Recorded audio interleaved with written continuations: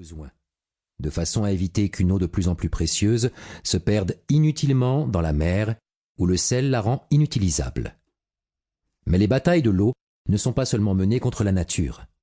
Il s'agit aussi de lutte entre les États qui cherchent à étendre leur territoire pour atteindre le cours d'un grand fleuve et le détourner à leur profit.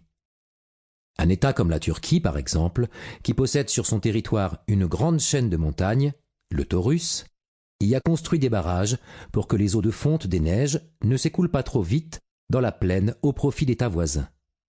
Ceux-ci protestent car ils craignent d'être privés de cette eau.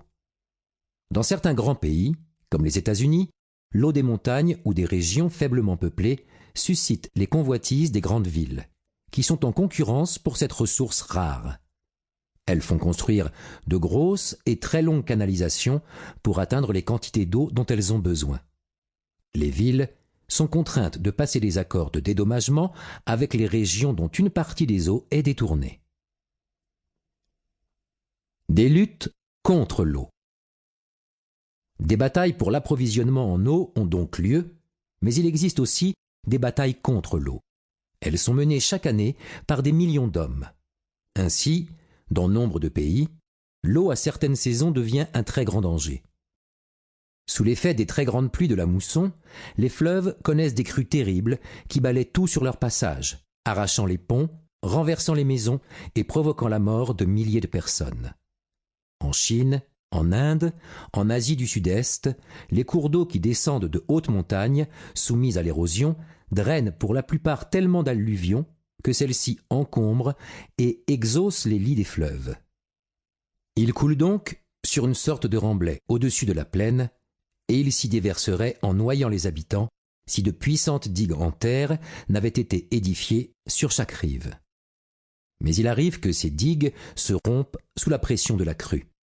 C'est alors une véritable bataille contre l'eau qu'il faut mener, en essayant de boucher les brèches des digues avec des sacs de terre pour sauver les villages et les villes de la submersion. Depuis des siècles, les hommes luttent pour posséder de l'eau ou pour se défendre des inondations. Mais depuis quelques années, les problèmes liés à l'eau ont pris une gravité nouvelle. On se demande si de très nombreux pays ne vont pas bientôt se trouver confrontés à une grave pénurie d'eau. Toutefois, dans des pays très peuplés, on craint que les inondations contre lesquelles on lutte depuis des siècles prennent une ampleur véritablement catastrophique. Parmi les questions que l'on se pose quant à l'avenir de diverses sociétés, et même sur celui de l'humanité, c'est sans doute la question de l'eau qui rassemble aujourd'hui le plus d'inquiétudes. Quelles sont les raisons de ces nouvelles appréhensions? Hydrologie et hydraulique. La construction des barrages et des digues, comme le creusement des canaux et l'établissement des canalisations, relève d'une science particulière et d'un ensemble de techniques que l'on appelle l'hydraulique. Ce mot ressemble à hydrologie, la science de l'eau, qu'il s'agisse de la mer ou des cours d'eau. En grec, hydro signifie l'eau et logie, la science. Et à hydrographie, science qui étudie le tracé des cours d'eau ou la carte des rivages ou du fond des océans. Mais hydraulique s'écrit avec AU et non avec un O. Ce détail d'orthographe n'est pas à négliger. On peut diviser le mot hydraulique en deux parties. Hydre, du grec udor, l'eau, mais la seconde partie, olique, vient d'un mot grec holos, qui signifie flûte, tuyau, c'est-à-dire les canalisations. Le mot canalisation, qui vient du latin, signifie d'ailleurs le roseau pour faire des flûtes et des tuyaux. La pression démographique. La première est la formidable augmentation des populations dans la seconde moitié du XXe siècle.